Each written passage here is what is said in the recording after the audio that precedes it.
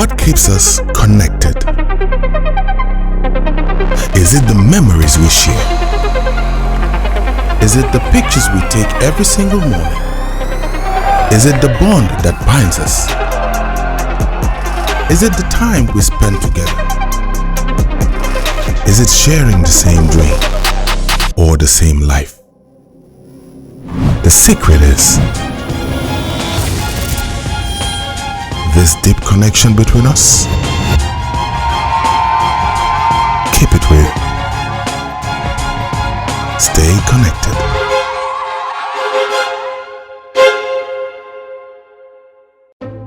Tough Africa Global presents the first Eco Smart City in the Gambia, the Tough City, located between Gunjur and Sifo. It is 30 minutes away from the Banjul International Airport.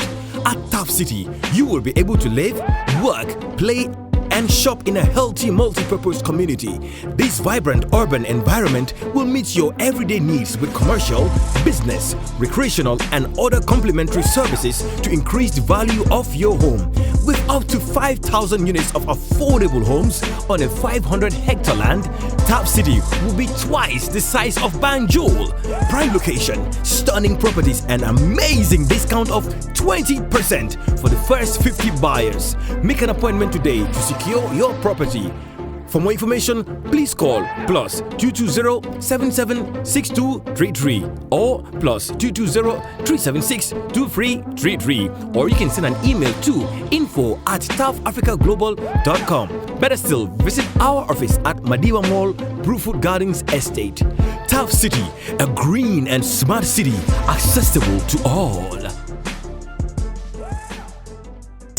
xale bi nga xam ne ñëpp moom la ñuy waxtaanee Viviane Chidid ci mën a sañseem Viviane Chidid ci mën a wayam Viviane Chidid live ci Gambia waaj leen Viviane takk na ay bagaasam sañse na nee na Gambia maa ngi ñëw dal seen kaw 3 days yu exceptionnel 28 May 2022 21st May and 22nd May ànd seeg Superstar Entertainment Friday 28 May 2022 ñu jëm ca penc bi Hall Palace Hotel gala dina bu doy waar ñu lala leen red carpet ngeen jàggar-jàggari wala seen sañse dugg jàkkaarloo Viviane Chidid mu wayal leen fecculoo leen ba ngeen kontaan featuring Jaliba Kouaté and the Kumari Bond Jali Noya individual tickets $3,500 for table bookings please call 226-9162 305-6685 66-00052 737-7220 967-2551 Viviane Chidid ak lu bees Saturday 21st May 2022 live to Cool City Grand Danse ak Viviane Chidid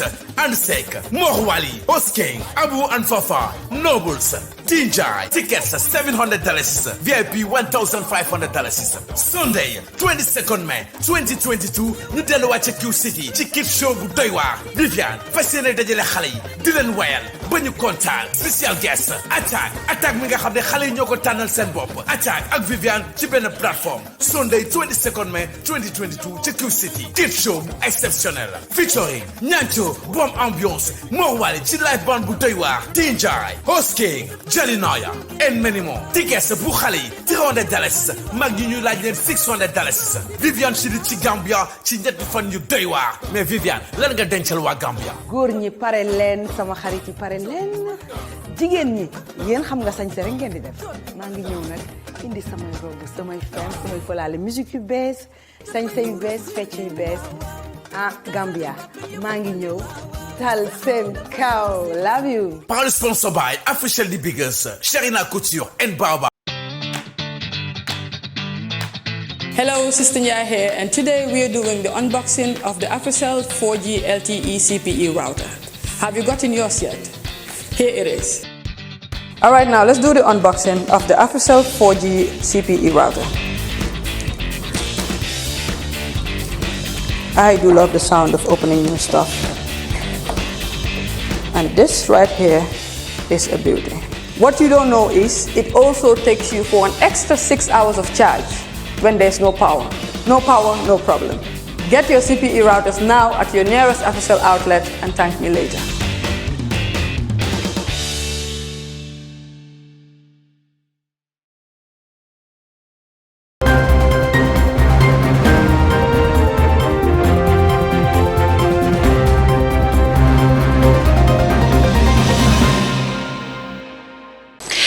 a warm reception to our studio here in Serekunda. This is Star TV News with me, Jacqueline Coley. First, the headlines. Gambia, Morocco to organize joint commission in Banjul.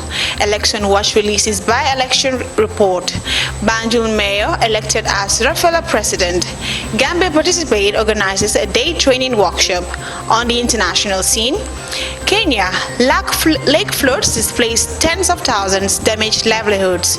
Ukraine war, Michael leave on edge amid fear of a new Russian assault. U.S. confident NATO expansion issues will be resolved. Those were the headlines and other news in detail.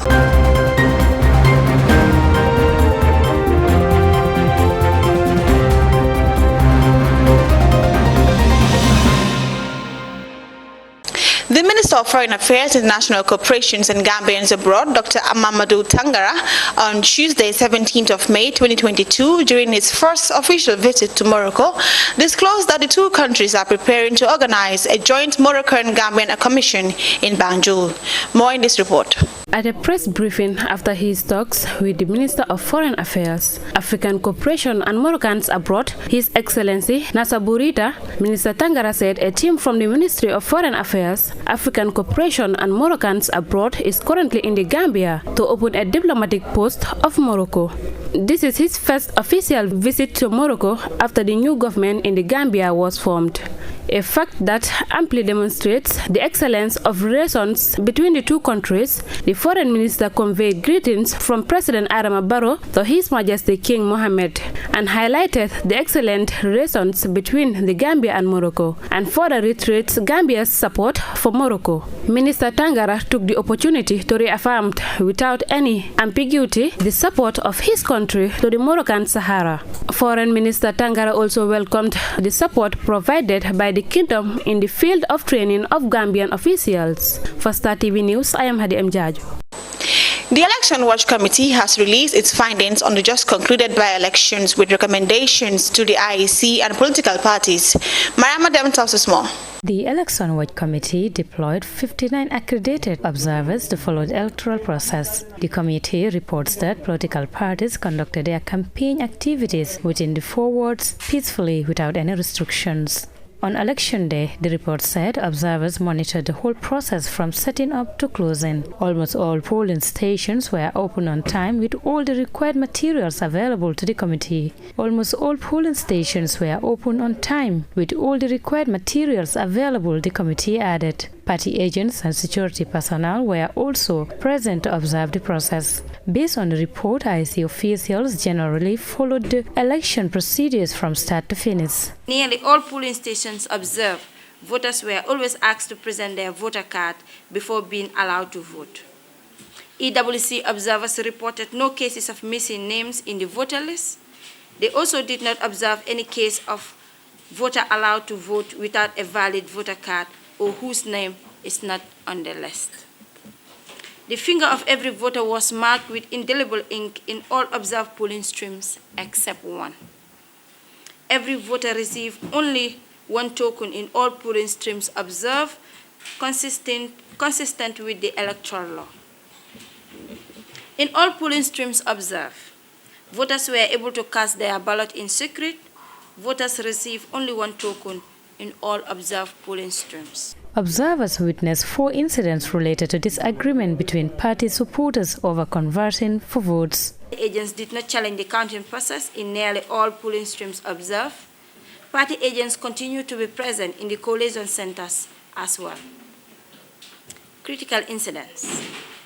During the voting, closing and counting process, the Elections Watch observers reported some incidents that occur at their assigned polling stream.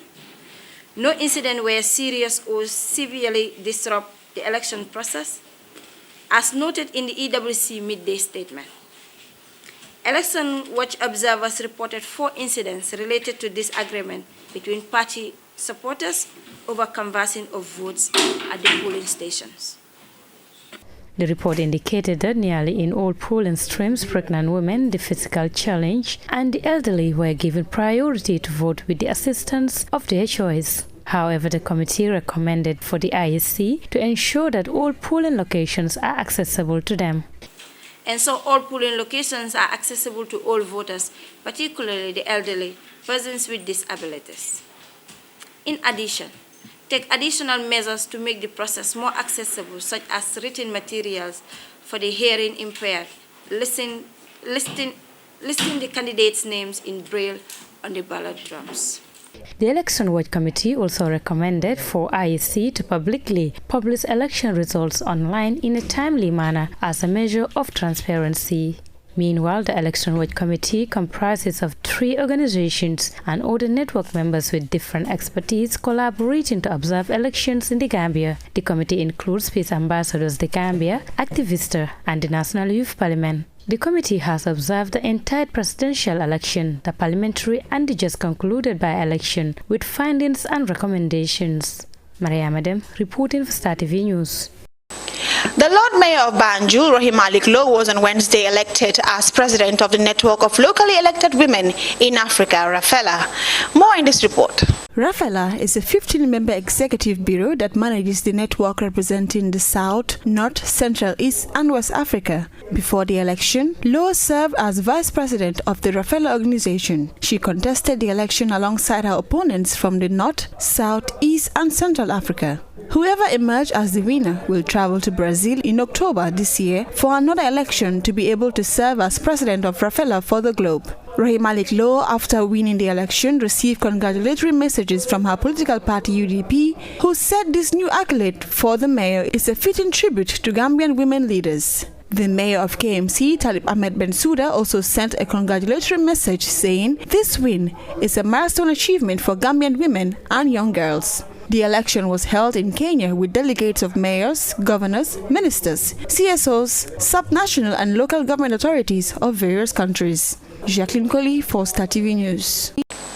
Gambia participates in collaboration with World Movement for Democracy organized a day training workshop at the Sada Dakariba Jawara International Conference Center on the theme What Next? Claiming the Democratic Future.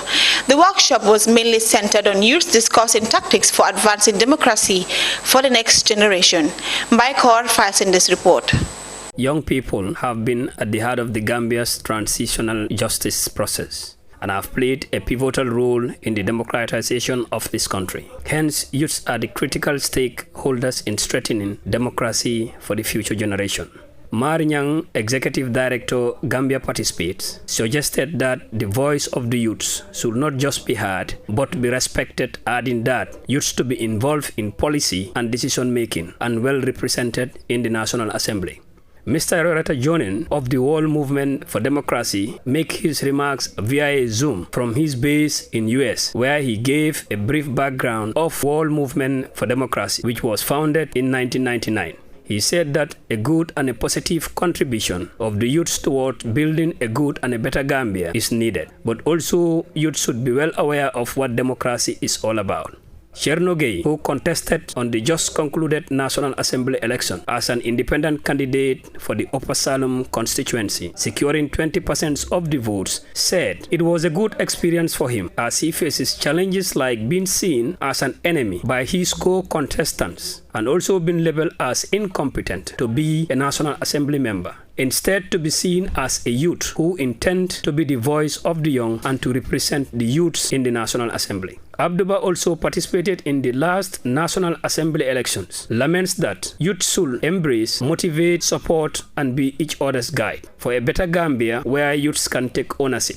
Aisatu Seka, regional youth chairperson of the KM, said youths have to be competent, take responsibility, and be educated so that they can occupy some or many key positions in offices. She also advised youths to be ambassadors of peace, as the youths are the future leaders of this country. Other speakers, including Mrs. Danielle Ajemang, academic researcher and a member of the World Movement for Democracy, and Omar Cham, Speaker of National Youth Parliament, speaks about opportunities, threats, weakness, status of democracy in the Gambia pertaining to the youths. Reporting for Star TV News, I am Baikor.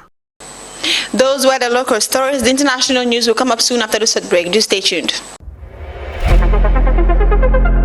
What keeps us connected? Is it the memories we share? Is it the pictures we take every single morning? Is it the bond that binds us? Is it the time we spend together? Is it sharing the same dream or the same life? The secret is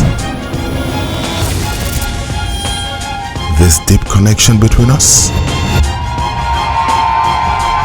Keep it real. Stay connected.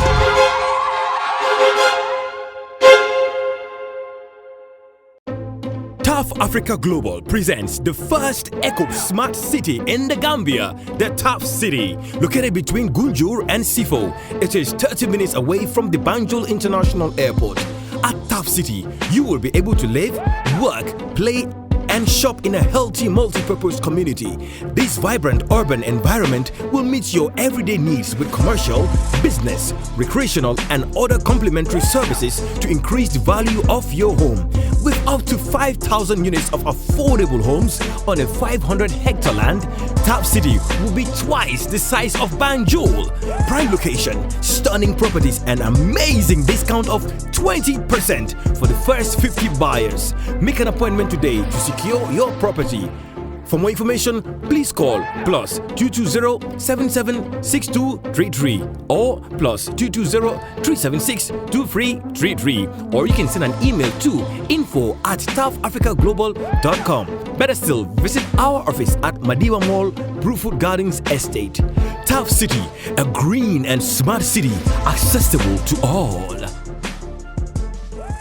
Entertainment presents xale bi nga xam ne ñëpp moom la ñuy waxtaane Viviane Chidid ci mën a sañseem, Viviane Chidid ci mën a wayam, Viviane Chidid live ci Gambia waaj leen Viviane takk na ay bagaasam sañse na nee na Gambia maa ngi ñëw dal seen kaw 3 days yu exceptionnel 28 May 2022 21st May and 22nd May ànd seeg Superstar Entertainment. Friday 28 May 2022 ñu jëm ca penc bi Hall Palace Hotel gala dina bu doy waar ñu lala leen red carpet ngeen jàgga-jàggari wala seen sañse dugg jàkkaarloo Viviane Chidid mu wayal leen fecculoo leen ba ngeen kontaan. Featuring Jaliba Kouaté and the Kumari Bond, Jelly Noya. Individual tickets $3,500. For table bookings, please call 226-9162 305-6685 66-00052 737-7220 967-2551. Viviane Chidid ak lu bees Saturday 21st May 2022 live to Nakuru City. Grand Danse ak Viviane Chidid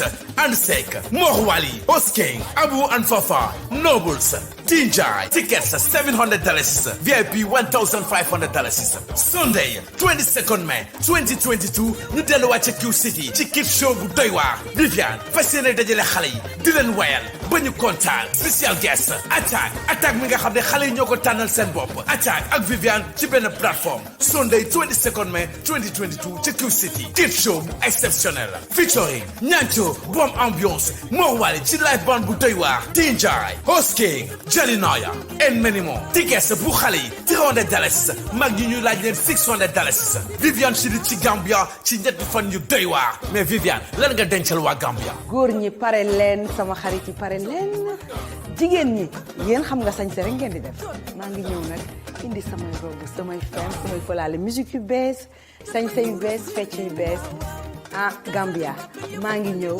dal seen kaw. Love you. Par le sponsor by Official The Biggest, Sharina Couture and Baobab. Hello, Sister Nya here, and today we are doing the unboxing of the Official 4G LTE CPE router. Have you gotten yours yet? Here it is. Alright, now let's do the unboxing of the Official 4G CPE router. I do love the sound of opening new stuff. And this right here is a beauty. What you don't know is it also takes you for an extra 6 hours of charge when there's no power. No power, no problem. Get your CPE routers now at your nearest official outlet and thank me later.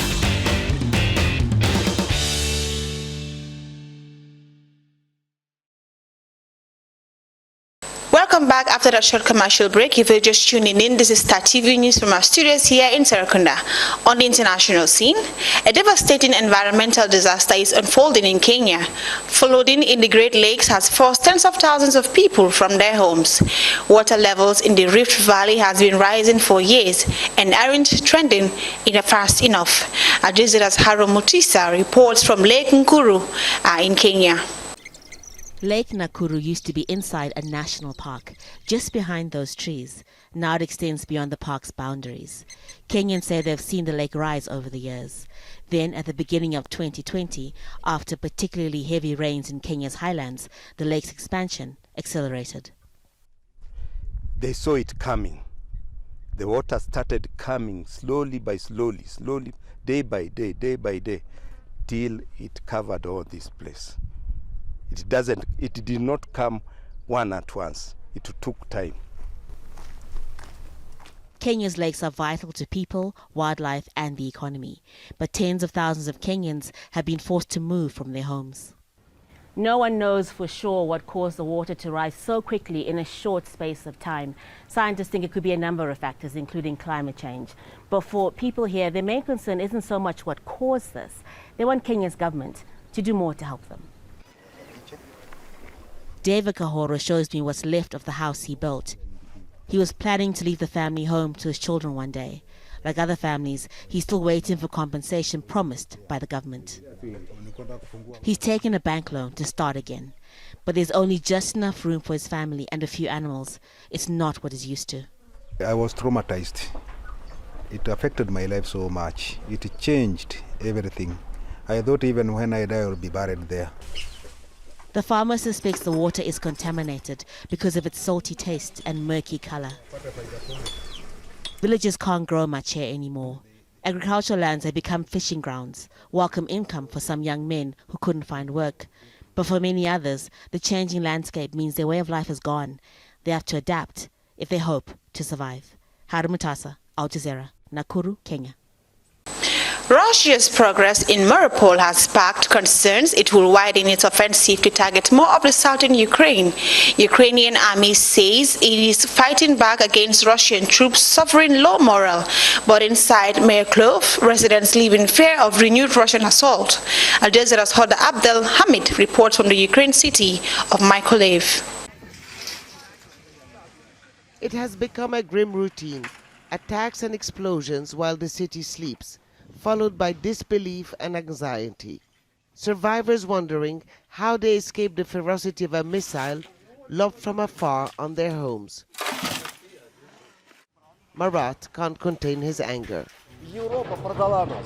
Europe sold us out. Americans are... Don't cut me out. We asked them to close the sky, but they didn't. Why, traitors? To protect their children? I'm going to appeal directly to the other... Do you understand who I'm talking about, you son of a... I would tear you apart with my own hands. There are few people left in Mykolaiv. A few weeks ago, there were nearly 500,000. Those still here have to rely on handouts as there's no more drinkable water. With the economy at a standstill, people are selling whatever they own to pay his utility bill, he tells us, even though there are no buyers. The Russians had actually reached this point on the outskirts of Mykolaiv in the early stages of the war before being pushed back. But now, with Mariupol and the Kherson region effectively under Russian control, there is concern that they could be preparing for a counter-offensive. That might be why people are not returning to the town of Bashtanka yet. It was recaptured about a month ago. It just looks like every town, village or city the Russians occupied. Olena remembers the night it all started. Her house was among the first hit. Parachute bombs fell from the sky, leaving a huge crater. These are the straps, and the parachute's canopy has now been recycled. The Ukrainian army says it's on the offensive in the south. The morale of the enemy is low and they are not advancing on the ground because they can't break our lines. The sanctions are having an impact. They can't produce certain weapons anymore. But one of the Russian advantages is their artillery systems. Their range is longer than ours and can hit us hard. Russia also holds the upper hand when it comes to attacks from the sky.